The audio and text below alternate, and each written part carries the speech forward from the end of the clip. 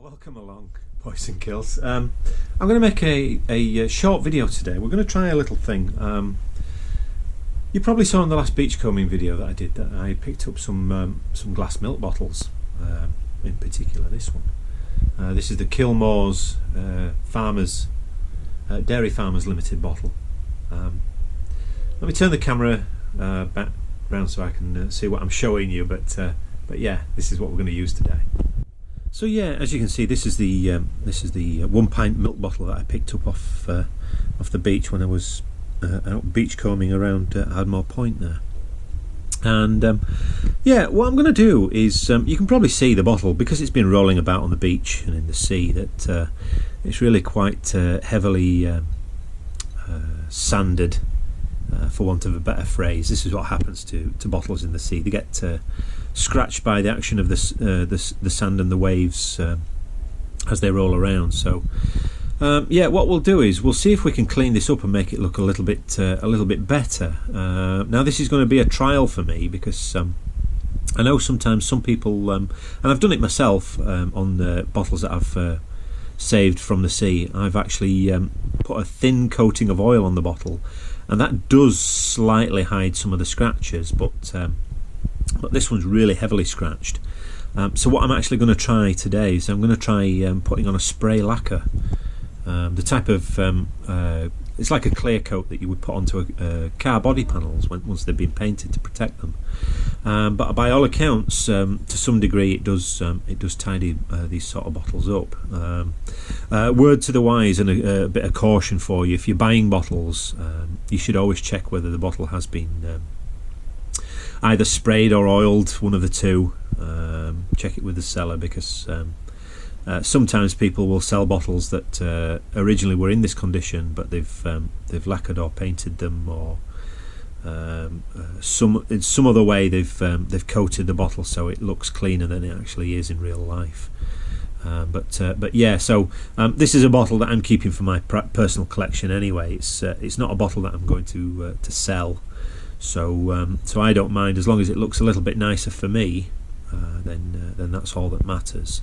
And likewise, if you've picked a bottle up off the beach, you'll find when the bottle's in the water, it looks lovely and clear, and they look great condition. But the moment they dry out, and it doesn't take long, it only takes 5 or 10 minutes for them to dry out in decent weather, you'll see this sort of scratched, etched effect that you get from the sand of the beach. So anyway, let's get to it. I've got some lacquer that I bought the other day, and yeah, we'll give it a try and see what happens.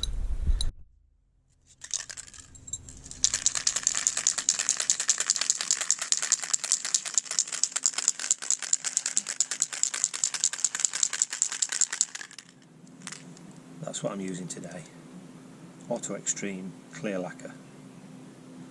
So let's give this a shot.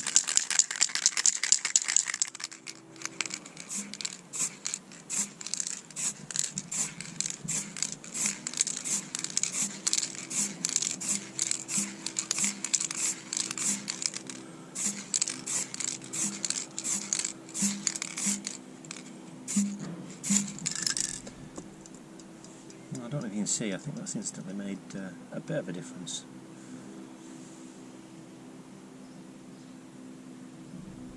Right, I'm going to carry on, and we'll come back when it's dry.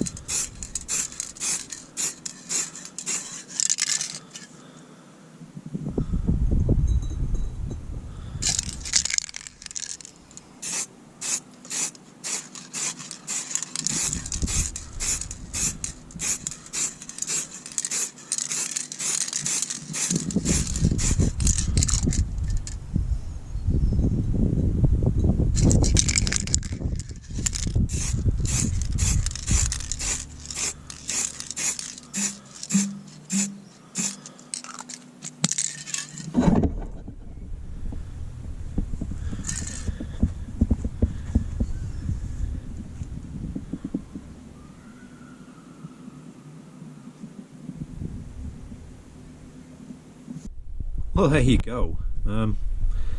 That's after essentially the first coat, and you can see it's made a huge difference to the bottle and how the bottle looks. Well, isn't that something else?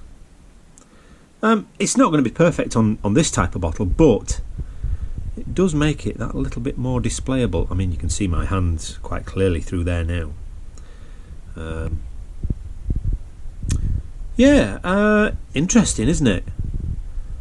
I think what I'll do is I'll give this another coat or two, and we'll see how it looks after one or two more coats. Alright, stay tuned. Well, there we go. That's just a second coat that I've put onto this bottle of automotive lacquer, and yeah, I mean, it's made all the difference really to what the bottle was originally. Obviously, you've seen at the start of the video there, this bottle was really visually quite unattractive, but no, that's made all the difference, I think. Like I say, this is for me, for my own personal collection. You can see there's some marking inside the glass there as well. I mean, again, it could be it is possible to coat the inside of the glass with maybe some sort of clear varnish, but and I suppose you could use a clear varnish on the glass itself, but I think the spraying gives it it's an easier application when you're spraying a lacquer, or maybe even a spray on varnish as well that you could use. But yeah, no, I'm more than happy with that. Like I say, this is for my personal collection. I think if I was buying bottles, if somebody said, you know, it's been coated with a lacquer or a varnish to hide some scratches, as long as they were honest about it, then and the bottle wasn't particularly expensive, then I'd be quite happy. But I do know that within the hobby of bottle collecting, that it has been used in the past to hide imperfections and scratches in the glass. Whereas normally, sometimes, if a bottle's particularly expensive, then often it would be tumbled. But for a bottle like this, tumbling it's just not worth it. The price is just far too expensive for the cost of what the bottle actually is. But a quick spray of varnish or like I say, automotive lacquer that I've been using on this. The lacquer I bought from one of the local pound shops for, funnily enough, £1. And yeah, for that purpose alone, then I think it's got to be worth it, really, for any of the lower cost bottles that you might have which are badly scratched. Well, there you go. Neat little tip, actually. I shall certainly be looking at doing that in future with any bottles that I do find. Like I say, it just makes them that just a bit more presentable and a bit more attractive. Alright, well, thanks for watching. If you like it, remember to hit the subscribe button, give us a thumbs up down below. If you didn't like it, give it a thumbs down. Leave a comment down below if there's something you want to say or a question you want to ask, and I will see you on the next one. Alright, bye for now.